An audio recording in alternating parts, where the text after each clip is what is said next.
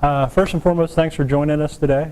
My name is Bill Cashman. I'm a design architect for our gaming infrastructure solutions for Peak 10 data centers. Anybody in here ever heard of Peak 10?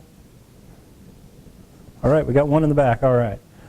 So Peak 10 is a data center managed services and cloud provider. We own 24 data centers in 10 different markets up and down the east coast of the United States.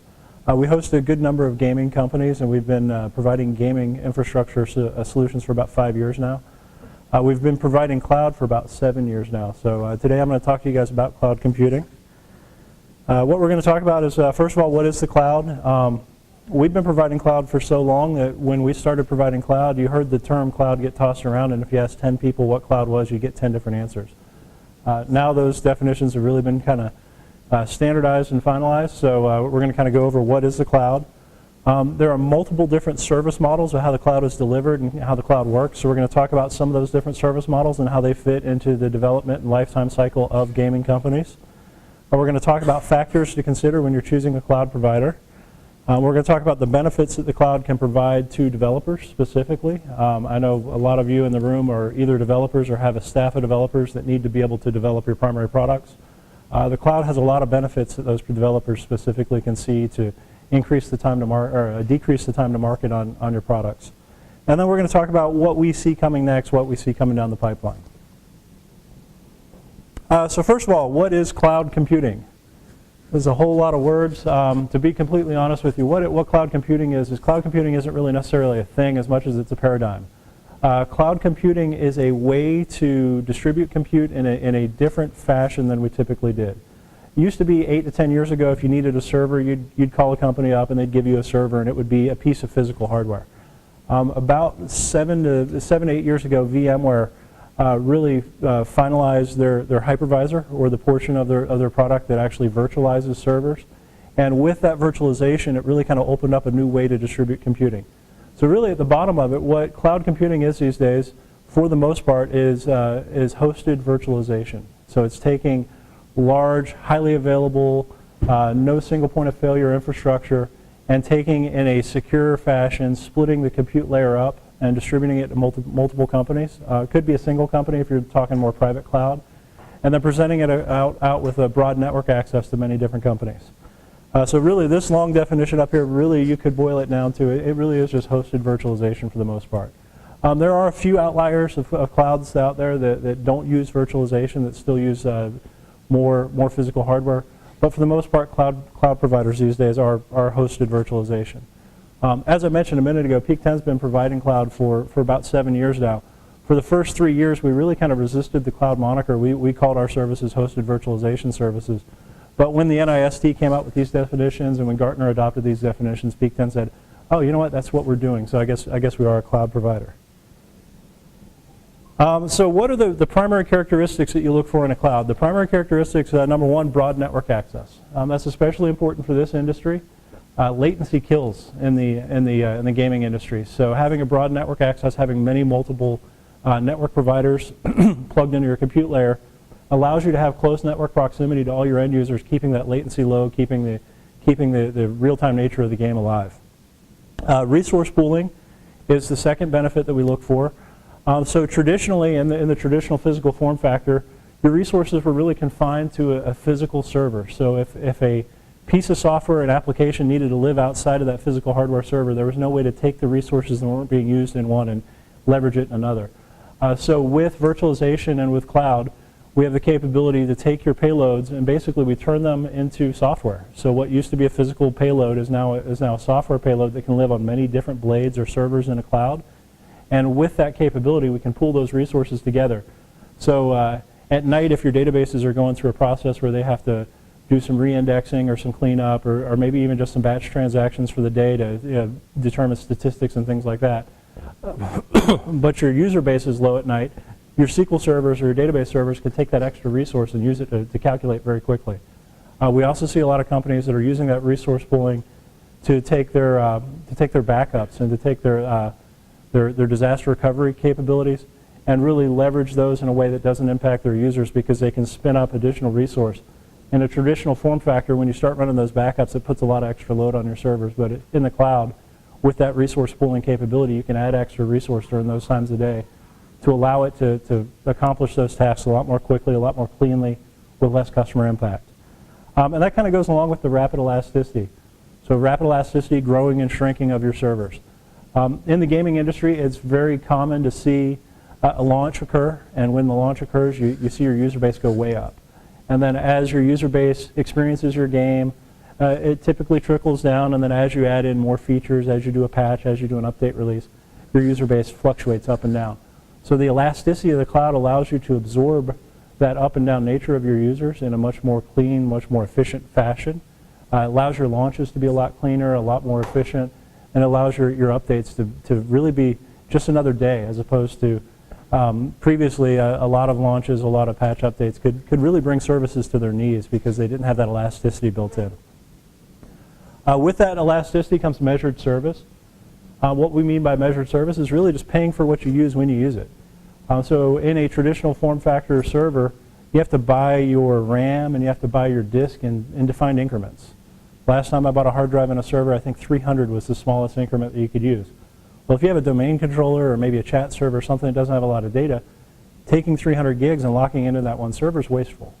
So in the cloud, we're typically talking about shared storage, we're talking about shared compute, so we can take that resource, we can use exactly what we need to use, and we can meter you on what you're using and charge you for what you're using when you use it. So you don't have to think forward in your IT cycle and say, well, we're buying a new storage device, let's plan ahead how much storage are we going to need for the next 3 years. You could buy what you need now, you could pay for what you need now, and then you can grow it as a service as you grow. And then on-demand self-service allows you to do things such as cloning servers, spinning up new servers, shutting down servers as you need to on the fly without having to call a third party and have them do that for you. With the use of templates, that can be very powerful. You can make a template for a chat server, and if your chat server infrastructure gets overloaded, you can very quickly turn on a new chat server. As you enter into a new development cycle, you can use that on-demand self-service to clone your production boxes, make a copy of your production boxes into a development system, and then use those clones of the production boxes to develop on using real live data, real live user interface. So having that on-demand self-service really opens up the capabilities of your development platform and really reduces the time to market of your platform. So like I said before, yeah, cloud is really, it's not really a thing as much as it's really kind of a paradigm and a thought process. So the philosophy starts with design. So designing a platform that scales, designing a platform that can absorb those growth needs, but also designing a platform that has higher uptime. So a traditional physical server in the industry is considered to be about 96% reliable. What that means for you is that out of any given year, you expect about 14 to 15 days of downtime caused by that physical server. In a cloud infrastructure, we can build clouds with 0 points of failure. And since we're turning your physical payloads into virtual software payloads, we can move them around amongst those blades, amongst the many different servers that constitute the cloud, and we can avoid a lot of the outages that we have to take previously in a traditional form factor. So as I mentioned before, scalability and uptime are probably the #1 and #2 reasons that we see people using cloud. But there are also cost savings. So paying for what you need when you need it as opposed to buying it up front can save you a lot of capital. These days, a lot of companies are very capital constrained, so taking even just that capital expenditure and turning it into an operating expense for a lot of companies is a huge cost savings. Excuse me. And then freedom from hardware. And what we mean by that is when you introduce virtualization, you really make yourself independent of hardware. So we use VMware to power our cloud. There are other options out there that a lot of other companies use. We've chosen VMware at Peak 10. And with VMware, when you virtualize a payload, it becomes a VMware payload. It's no longer an HP payload or an IBM payload or a Dell payload or whatever your hardware is. So you can very quickly and efficiently move that payload from one type of hardware to another without having to reinstall drivers or having to update. You don't have all the blue screens that you used to have when you take an image of a server and put it onto a different server. So that benefit from the freedom from hardware, it really kind of makes you future-proof, which is very nice. I've had a lot of companies that had servers that were running games that have been in existence for 7, 8, 10 years, and as they start to go through hardware refreshes, they need to figure out how to migrate their server images from the previous generation hardware to the new generation hardware, and a lot of times that can be a very complicated task. With the cloud, you basically become future-proof because you're taking that hardware dependence and you're getting rid of it through that hypervisor virtualization. And then once again, we've already gone over the characteristics, but these are the major characteristics that you look for in a cloud. Would be once again the broad network access, the elasticity, the resource pooling, the on-demand measured growth, and the self-service. So there are three primary service models for the cloud. Software as a service is really distributing software in a new fashion than we did before. Realistically, a lot of your companies are probably software as a service companies.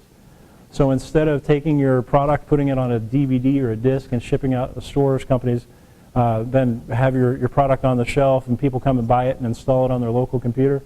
Instead, it's now distributed online. It's actually executed online. And so you no longer have that traditional retail model. So software as a service is a cloud delivery model that a lot of you guys are probably using in your businesses as gaming companies. Platform as a service is kind of in between software as a service and infrastructure as a service. So platform as a service is something like Google or something like Big World Technologies Cloud, where they have a platform available online that you can do development in. And then you can then take that and move that to the next layer in an infrastructure as a service and create your own software as a service company. Where Peak 10 really plays and where we're going to talk most today is that infrastructure as a service model. So infrastructure as a service is leveraging cloud to deliver compute out to multiple companies in a different fashion than we did previously. That's where Peak 10 plays. Other companies that are infrastructure as a service would be companies like SoftLayer, companies like Amazon. Those are infrastructure as a service. Does this all make sense to everybody so far? Great. So this is a little bit of a confusing slide, but it really kind of shows you with the different models where the different infrastructure is managed. So as you can see, traditional on-premise, this would be you guys having your servers in-house. Everything's going to be dedicated to you. Once you start looking at a co-location, moving your stuff into a data center, then you start getting shared data center infrastructure. Hosting then becomes more shared physical compute infrastructure. And where we play in the IaaS, we've got virtual computing infrastructure, physical computing infrastructure, and data center is shared. As we move down the line, then you see platform as a service starts to add software development infrastructure into a shared platform. Software as a service, which is where a lot of you guys are playing, then adds that software application layer in. And then business process as a service, which I'm really not going to talk about today, takes that even further and takes the software as a service and then starts doing data mining and things like that behind it. But really IaaS is really taking about half of those different layers of the infrastructure and putting them onto a shared infrastructure. So really making a business model that works a lot better. And where we're seeing a lot of companies that are really taking advantage of this is now instead of one company having to foot the bill for enterprise level capabilities, the cloud provider is building enterprise level capabilities into that and giving it out to multiple customers at a much lower price point than they could do on an individual basis. So there are a couple different cloud deployment models. Public cloud is the one that's probably most common and most popular. That's the Amazon model. That is a cloud infrastructure that is available for whoever wants it for whatever purpose they want. If you go to Amazon, you can see individual little web pages on there. You can see web stores. There's gaming infrastructure on there. Zynga, last I heard, runs most, if not all, their infrastructure on Amazon's cloud. But then there are also medical companies and financial companies and lawyers, and so a lot of different companies are in there. So it's truly a public cloud. It is a co-tenant infrastructure that allows really bring your own payload, bring your own software, and build on our cloud. Private cloud is the same type of technology, but it's really dedicating a single infrastructure to a single company. So a lot of the larger gaming companies like Blizzard are doing internal private cloud in order to optimize their systems, in order to take advantage of a lot of the capabilities that we've talked about, but at the same time contain their own autonomy, be able to control their own future as well as control their own infrastructure. So for larger businesses, private cloud is a very valid cloud-based service model. Community cloud is where companies are taking cloud and they're dedicating it to like an organization, not really an organization, more like an industry. So in the gaming industry, there are a couple very large community clouds out there. Steam is a community cloud. So they give you the platform to deploy your software. They give you the servers to run the back end portion of your software. They do all the matchmaking. They do all the monetization through their front end. So that's a community cloud that allows gaming companies to leverage all the platform they've already put together in a public type fashion. And then hybrid cloud would be a composition of any of two of those. And really where we see that really get leveraged a lot is a lot of times companies will have software distribution and other pieces handled by a community cloud like Steam. But then on the back end, they'll have their own data center with database servers, back office servers, maybe on a private cloud or on a public cloud. So leveraging multiple clouds together, you can have a hybrid cloud, and you can take advantage of the different cloud models for the payloads that you have and make sure that you're using the most efficient cloud model for the individual payloads. So public cloud players, they're all the big players that you'd expect. You know, you got Amazon out there. They are the largest cloud provider in the world. Microsoft has their own cloud. They call it Azure. It's mostly for web applications, but it's gaining capabilities and it's gaining functionality as well. Rackspace and Software are really big in the gaming industry, and they provide public cloud offerings as well. And then Peak 10 has a public cloud offering. That's our offering. Community clouds, like I mentioned, once again, those are really industry-specific clouds. Steam is probably the biggest example of a community cloud. Together is a community cloud that's rolling out. It's basically a Steam-like product that allows multiple companies to come use them as a distributor in an online backend. And then Stardock Games is another great example of a community cloud where multiple different developers can come to the same publisher and leverage their online presence and leverage their online cloud in order to distribute and play games. And then private cloud, typically where you're going to see private cloud, Peak 10 offers that, but then your local managed services provider, or a lot of private clouds are self-managed by your own internal IT team. Now, Peak 10's been involved in the gaming industry for about 5 years. I personally have attended about 9 GDCs. This is my 4th presentation at a gaming conference. I've presented at Siege a couple times. But we've talked to probably about 400 or 500 different gaming companies. And we find that one of the biggest problems in the gaming industry is a lot of times that IT staff doesn't exist, or that IT staff isn't truly an IT staff as much as it is developers that are having to do that, which is why a lot of times in the gaming industry we don't see a lot of private cloud. And that's where managed services providers like Peak 10 can really round out your portfolio, round out your status on your back end. So this is a really cool slide. It's really busy, but I wanted to show this to you because I've been a gamer for quite some time, and I love the names at the bottom. So this is Gartner's Cycle for Emerging Technologies. So the way this works is over here we have what they call technology triggers. So you're starting to see technologies that are starting to emerge. And then they get to the peak of inflated expectations. I think that's somewhere in World of Warcraft, right? Or maybe it was UO. But I love these names down at the bottom. So peak of inflated expectations, that's really where the media hype hits. So at the very, very top of the media hype, and if you notice, private cloud computing is up there towards the top. We've got cloud computing a little bit ways down, and then cloud and web platforms are down here more towards the trough of disillusionment. So the trough of I can't make these names up, Gartner did for me. The trough of disillusionment is when the media hype stops, people have started adopting, and they've realized 80% of what the media said was great, but the other 20% they didn't tell us about.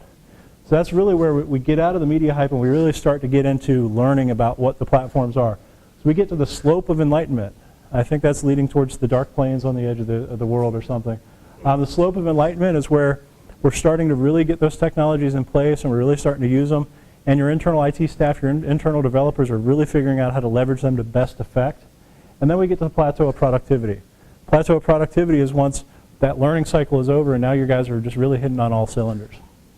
So the cool thing about this is if you look, cloud and web platforms, and this was in 2011, they say mainstream adoption is 2 to 5 years.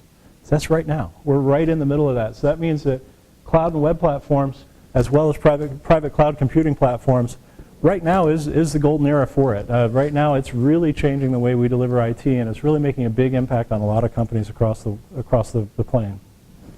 Great names across the bottom though. I had to include this slide. So when you're looking at cloud service providers, there are some things that you really need to make sure you look for, because not every cloud is made the same. If you look at the back end of clouds, a lot of clouds will have high-end infrastructure. A lot of clouds will really just kind of be infrastructure that's thrown together. We use fiber channel attached disks. Some cloud companies use TCP/IP or network attached disks. So those different components and how they're attached and how they interact with each other can really impact your cloud. So the number one thing that we see customers really look for is performance. And really a lot of the performance that people are looking for is anecdotal. So there are still a lot of people that say, well, you know, I had a cloud server 4 or 5 years ago and it just really didn't keep up. And I played with virtualization 3 or 4 years ago, and I don't want to put my databases over there because virtualization just doesn't really fit. Well, we do a lot of really big data processing in our cloud, but that's because we've built it with enterprise technology and we've built it with best-of-breed technology so it can keep up. So understanding your cloud provider, understanding the performance characteristics of the different components they have is very, very key. Now, with those different components, those are really going to drive the next 2 points. If those components are very high-end, you're probably going to have a very high-end SLA. A couple things to keep in mind when you look at SLAs. Everybody likes to throw out nines. So they know 3 nines, 4 nines, 5 nines, 100%. But everybody compares them on the nines, but what you really need to look at is you also need to look at what that term is. Some cloud providers out there provide a month-to-month SLA. So within a month, if you have more than 0.01% downtime, then your SLA has been violated, and you have recourse to go back to them. But a lot of cloud providers, they hide in their SLA that it's a trailing 365. Now, why does that make a difference? Let's say you're looking at a 99.95% uptime guarantee. If you're looking month to month, realistically, that's about 10 to 12 minutes worth of downtime, 0.05% of the time. But if you're looking at trailing 365, that's almost 2 hours worth of time that you can go down before you have any recourse to even talk to your provider. So understanding your SLA, understanding the terms of your SLA of the cloud provider is very important, and not all cloud providers have the same SLA. Price is really key as well, and that's key for a lot of gaming companies because a lot of gaming companies, especially in the early part of development, you need to keep that price down. And then as you start to add users, as you actually start to see revenue, your price can spin up because that's success-based. But understanding the price and also understanding the billing model are very important. So there are 2 different major billing models that we see out there. One is the utility billing model. They look at exactly what you use and they bill you for exactly what you use. So if you use the server for 4 hours one day and 2 hours the next day, you're going to get billed for 6 hours worth of service. The other option is really kind of the available service. So a company will give you a certain amount of service available, and it's available to you 24/7, and you pay a flat rate. Usually, that type of delivery model is a little bit more predictable, and it gives you a lot more flexibility for your growth. Security is key, especially if you're going to do your own monetization. Once again, not all clouds are the same.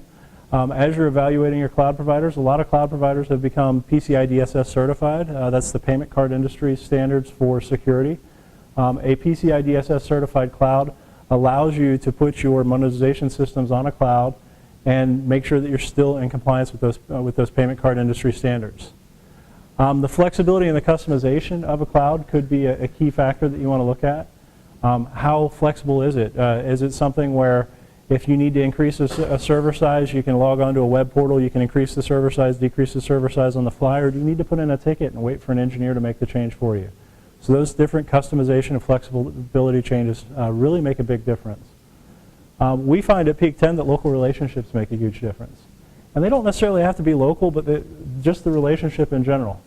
I've talked to a lot of companies in the gaming industry that have said, well, you know, we tried out Amazon, but I was just another face in the crowd to them. I swiped my credit card, I got the servers, and if I ever needed help, it didn't seem like there was somebody there to help. And when I needed help, it was always somebody different, and I always had to bring them up to speed of what we're doing and why we're doing it.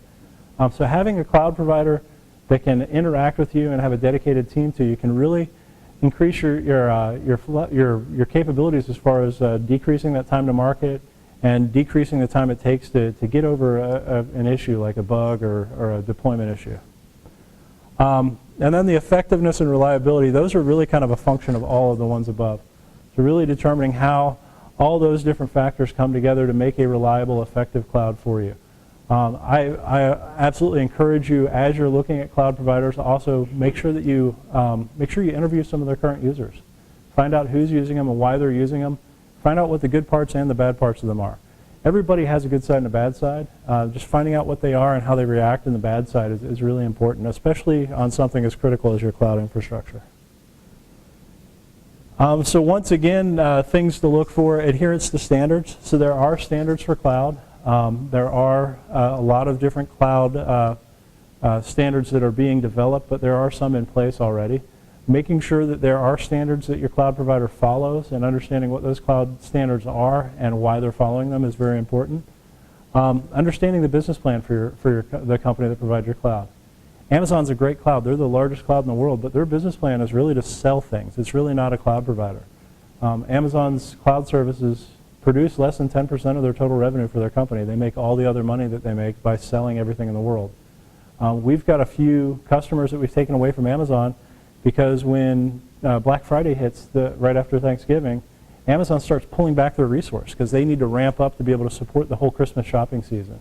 So understanding, is your cloud provider a primary cloud provider, or is it just an ancillary service they provide to offset their costs? And understanding what their business plan and their growth plan is.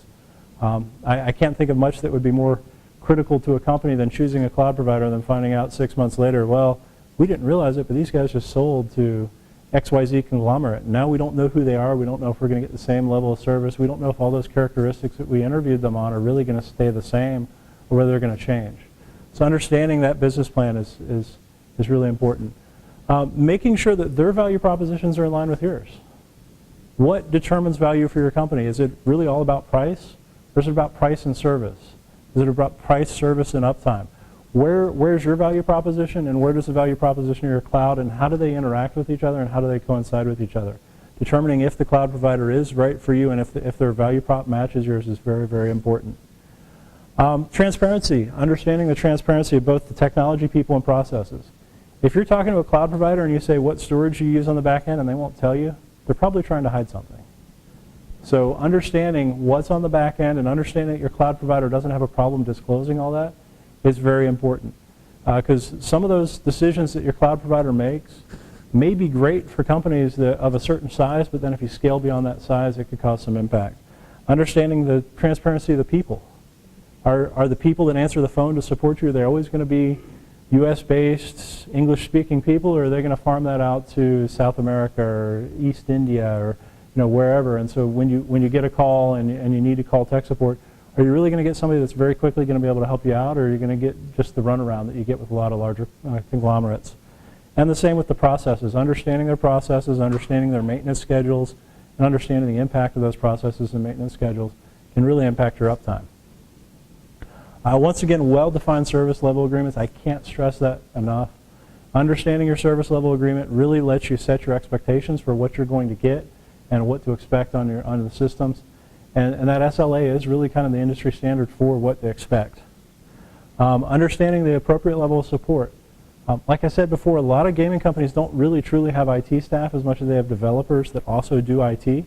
So if you need that extra managed services level, if you need system admins, if you need DBAs, understanding that your cloud provider either has those available or has partners that can provide those could be a key factor for deciding whether or not that cloud provider is the right one for your company. And then what's an exit strategy? So clouds are great, but realistically I've seen some companies that have outgrown the cloud. So Zynga's a great example. Zynga 2 years ago was told by Amazon, hey, you guys have grown too big. We can't give you any more resource. Now I think they had some back office negotiations with Amazon, and Amazon really kind of opened that up. But if you get too large for the cloud, are they going to allow you to take your server images and move? What does that look like? How's that going to work? How does that process happen? How does it function? Or even if you need to shut down a system. Unfortunately, a lot of the games they shoot up and they have a great user base and then they die off pretty quickly. If you've got a 24-month contract with your cloud provider and the life cycle of your game is only 12 to 18 months, what does it look like if you need to negotiate that contract out early on the contract, and how does that fit with your business plan? And then understanding that they have the appropriate numbers of people to be able to support you as well as all the other customers in there. You're not the only customer that they have, so do you really want them having just one engineer available, or do you want to make sure they have a great depth of engineers available to support you as well as all their other customers? And then SSAE 16 and other certifications allow you to understand exactly what processes and how they adhere to them. So cloud providers, just like data center providers, go through audits, and those audits let you know, and those audits should be freely available to you. They let you know, yes, we followed the processes and procedures that we set out for ourselves to manage the cloud, and we actually do what we say we're going to do. Now, I love the SSAE 16 certification. Many of you that have looked into data centers may have previously heard of the SAS 70 certification. The nice thing about the SSAE 16 certification comparatively is now we have a central body that is actually defining what we should do as opposed to defining those for ourselves. So with the previous certification, the SAS 70 certification, I could make an arbitrary rule that says my engineers wear blue shirts on Thursdays. And as long as they come in on Thursday and they check that and my guys are wearing blue shirts, I get a check in the box. Well, now with the SSAE 16, they're doing things like maintenance of computers, maintenance of generators, maintenance of UPSs, and those are defined by a central body. So the new SSAE 16 certification, make sure you have an SSAE 16 certified cloud, and make sure what that covers so that you can understand the processes, the procedures behind the maintenance, and the adherence to those for your cloud provider. There's nothing worse than having a maintenance window that you didn't know about suddenly occur, and it occurs right at a peak time for you guys. So let's say you just release a major update and you got a huge influx of users because they want to get all the new update and they want to experience all the new portions of your world that you just provided. Then your cloud provider has an unannounced maintenance that causes you an outage over a weekend. I can't think of much of a worse issue for a gaming company to run into than having something like that happen. Understanding the policies, the procedures, and the adherence will let you understand what to expect from your cloud provider. So what's coming next? So we, at Peak 10, like I said, we've been doing cloud for about 7 years, so we've made a couple predictions, and some of these predictions are actually industry predictions, some of these are internal predictions. So hybrid cloud is going to continue to grow. So we're seeing a lot of companies that want to adopt the cloud, but that are also coming to the conclusion that not every cloud is built for every payload. So while your development payloads may be great on Amazon, maybe once you move into production and you start having real live users on there, Amazon doesn't fit the bill anymore. So you want to move into a different infrastructure, maybe more of an IaaS platform.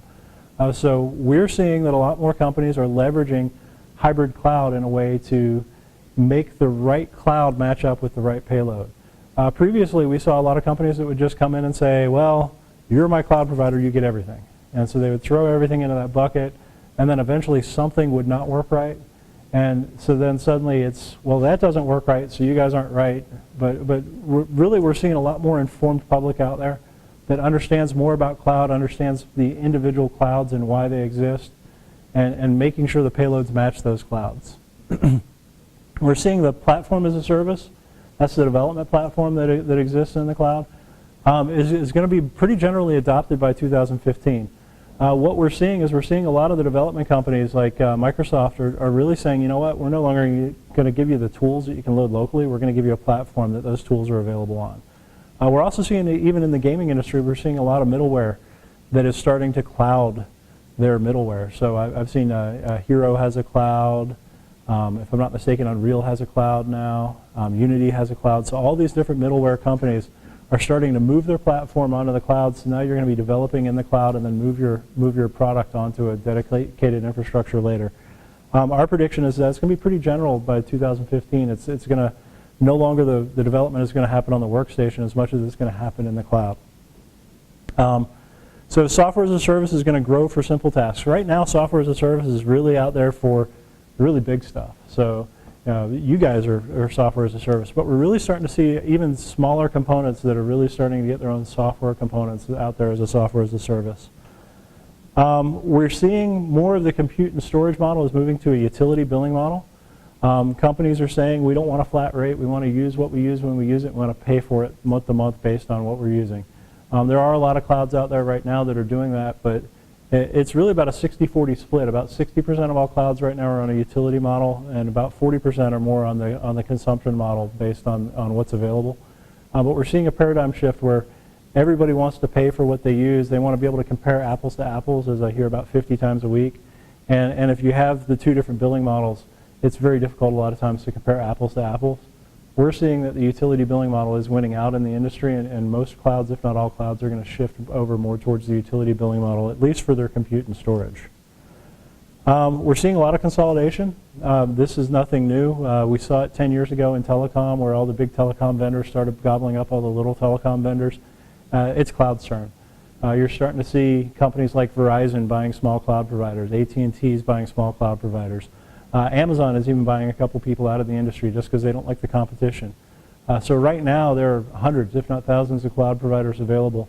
But we're seeing a lot of consolidation of those, and we're seeing a lot of them just really not make it. So we're predicting over the next 2 to 3 years that you're going to see a lot of consolidation. And realistically, we should have about maybe 3 to 5 dozen major cloud providers in the next 2 to 3 years. And other than that, that's really where most of the business is going to be in the cloud. We're seeing a lot of new terminology.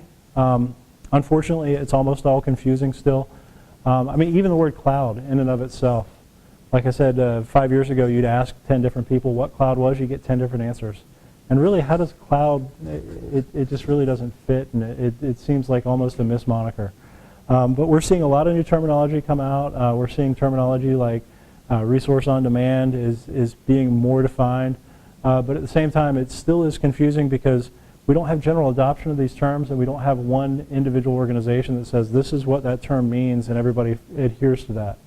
And then self-service demand is increasing over time. Our cloud is not really a self-service cloud. We're getting self-service options in the cloud. We do have some self-service capabilities. And previously, that was the only way that we could provide the SLA that we do. We're now seeing a lot of software capabilities that are built in there that can realistically protect companies from themselves when they're on the cloud. So we've had a few horror stories where we gave customers self-service capabilities and they caused their own outages. So now the software and the automation packages on the back end that manage clouds are getting a lot more intelligent. They're also getting a lot more scalable as far as being able to keep an individual IT organization from hurting themselves by causing a misconfiguration. So we're seeing those self-service demands are really, really increasing, and they're even superseding the SLAs at this point. So it's more important for a lot of companies to be able to make quick manipulations on the fly than it is to have that really, really tight SLA. So yeah, like I mentioned, Peak 10, you know, we like to say we're in a real-time IT strategy. We've been a cloud provider for 7 years. I'd invite you to come out and try our cloud at some point.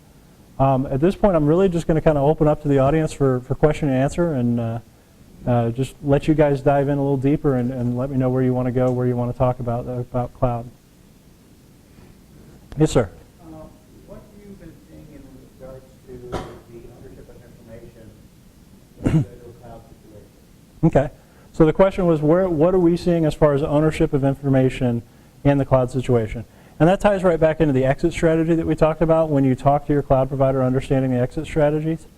So I hate to use the word reputable, but more reputable cloud providers are going to be like reputable dedicated server providers. And they're going to allow you access to your data. There are some laws and some legislation that are being passed specifically around the ownership of the intellectual data on shared platforms such as clouds or even just data centers. So we're seeing legislation that's being passed that's going to firm that up and make sure that it protects you as the consumer.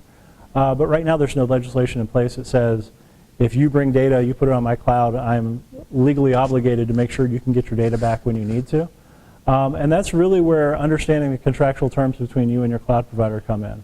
I've seen some cloud providers that are absolutely very open about that and say, yeah, absolutely, you can have your data whenever you need it.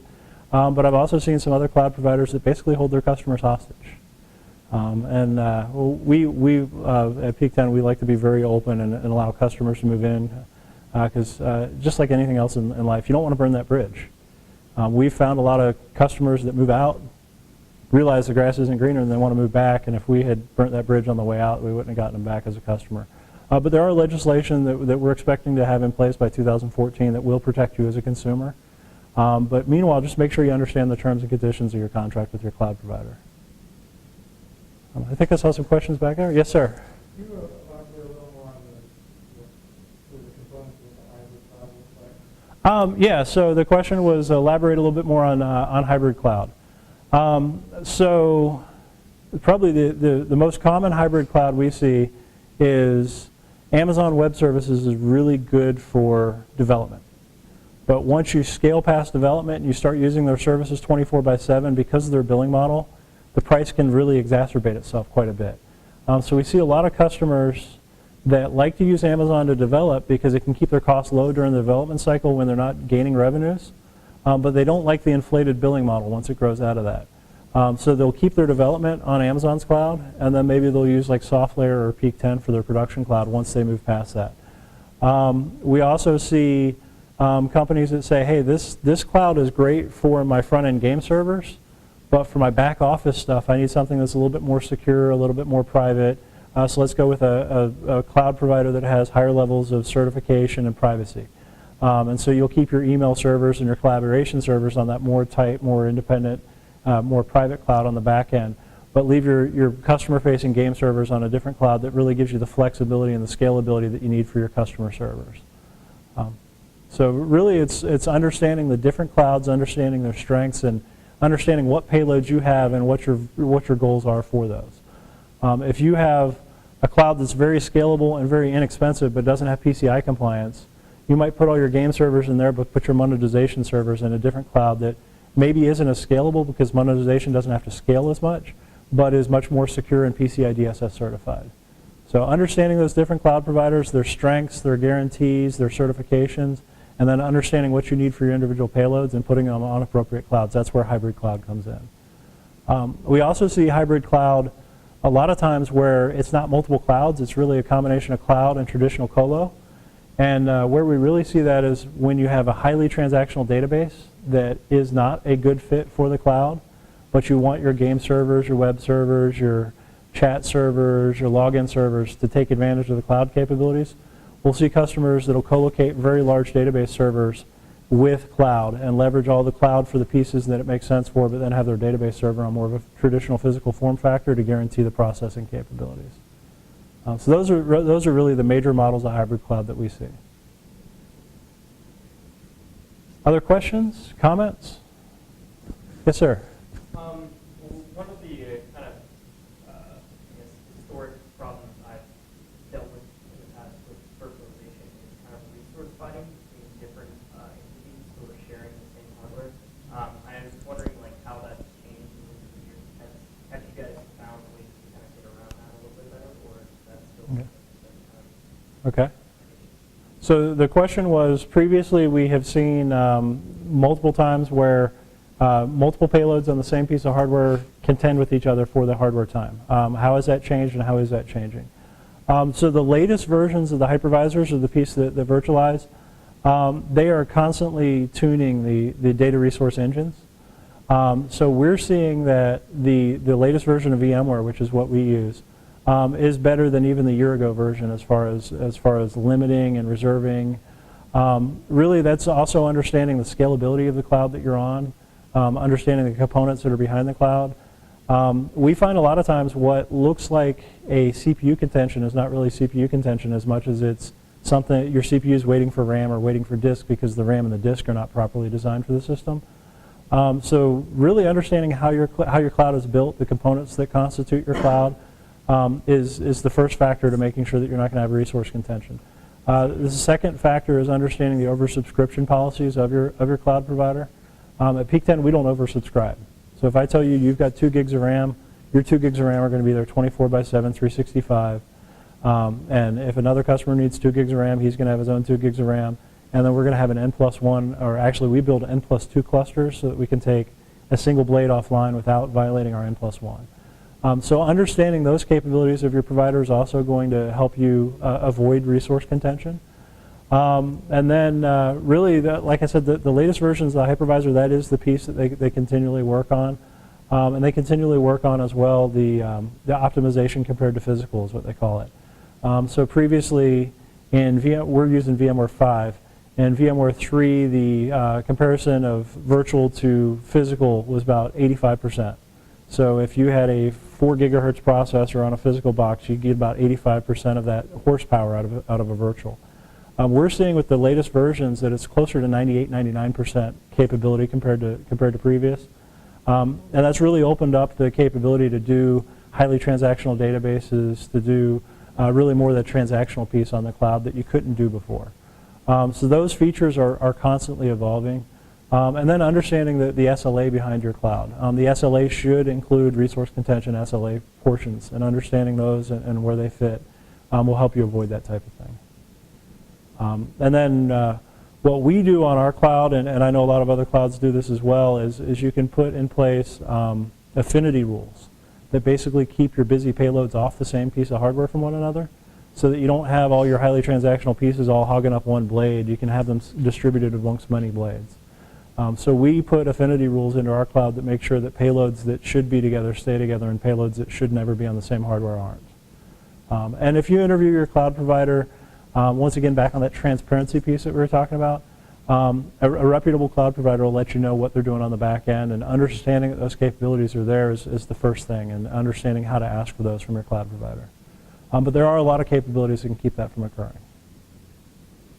I think I saw a question over on this side of the room. Yes, sir. I was just curious, in regards to an outage, we have a situation where both entities, say, customer providers, and problems on your side.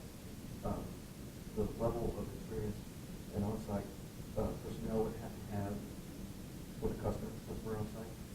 Would they have? How literate do they have to be? CCNA or less? And part two of that question is the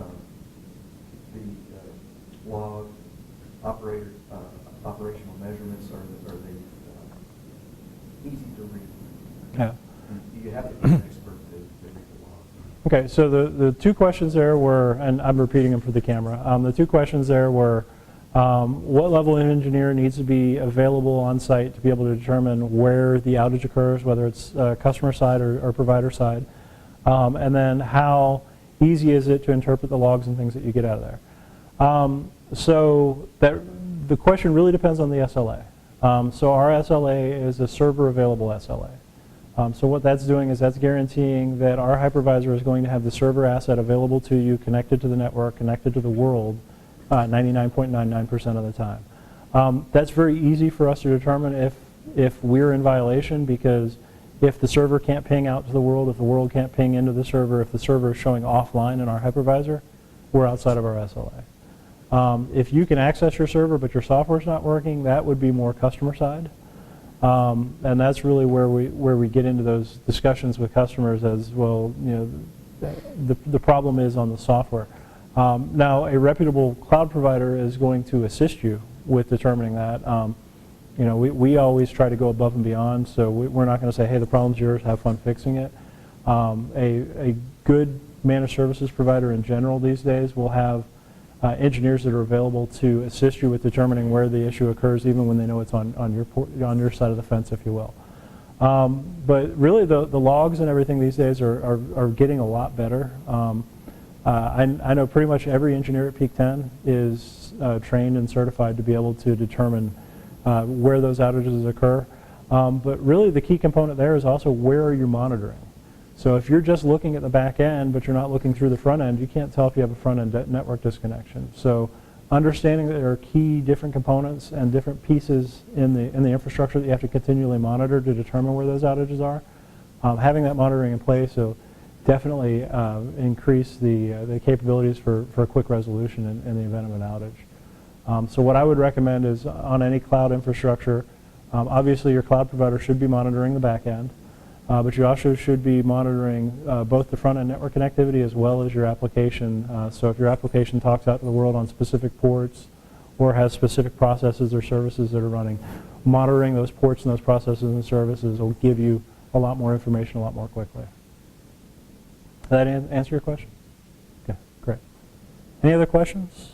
Comments? Anybody got a limerick? I love limericks. They can't have the word Nantucket in it, though. We're on camera. Okay, absolutely. The drops going into the customer, what is it and how can you control it? Is it recommended to be fiber? And if it's not fiber, the customer just buys fiber? Yeah.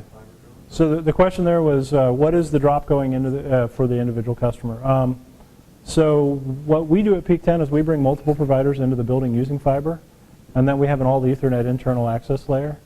We do individual access ports for each individual customer. That way we can guarantee segregation of your data and also capability of your throughput. The two major models that we see is our model is we give you a 100 meg, a gig, or a 10 gig port, and then we meter you on that, on your usage. That's in the industry called the 95th percentile model. The other model is a lot of times they'll just give you a port, they'll charge you a port fee for the whole port, and you have access to the whole port at the same rate. So once again, those would typically be 100 meg, 1 gig, or 10 gig ports. In a cloud provider, typically the network's already going to be provided, so really it's just a front-end firewall, whether that front-end firewall is virtual or physical, depends on the cloud provider. and then a guaranteed access into it. So typically a cloud provider would have that network access already for you. And then a true cloud provider, like I mentioned, broad network access is going to have multiple providers coming in. So where we see deviation from that is when the communication provider is also the cloud provider. So Verizon has a cloud. Obviously, Verizon's not going to bring in AT&T circuits or Time Warner circuits into their cloud. So their whole network is Verizon. But because they're Verizon, typically they host their cloud on a point of presence so that they have very quick access to all the other carriers. That's a very good question. Yes, sir. You said that your company, you're up and down the East Coast. Yes, sir. Do y'all automatically partition and move data as necessary? Are y'all doing that kind of thing with big data? Or are you more like, okay, we're putting you in North Carolina, we're putting you in Virginia, and we'll make a redundancy, high five the duplicate. Yeah. So the question was specifically towards our service delivery. How do we segregate customers? How do we determine where the customers are? So we do have the capability to shift clouds from one data center to the other.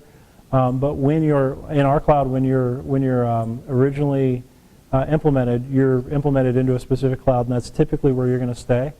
Now we do have a lot of customers that leverage multiple clouds for high availability, for quick network access to multiple customers. So if you've got a big user base in the Washington, D.C. area, and then a big user base in the Atlanta area, you might have cloud in our Atlanta and cloud in our Richmond, Virginia data centers. But yeah, really understanding where your user base is. We've got solution architects that sit down with every one of our customers and assist them with determining the appropriate designation for where their servers should be, how many data centers, how many clouds they should take advantage of. But yeah, the capabilities are really cool for migration from cloud to cloud.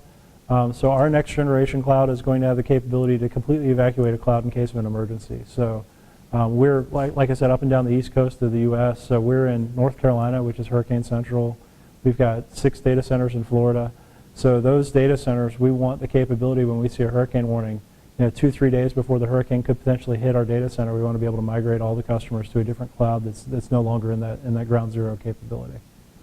So those capabilities are largely being driven by WAN optimization, different wide area network capabilities that are getting that in there.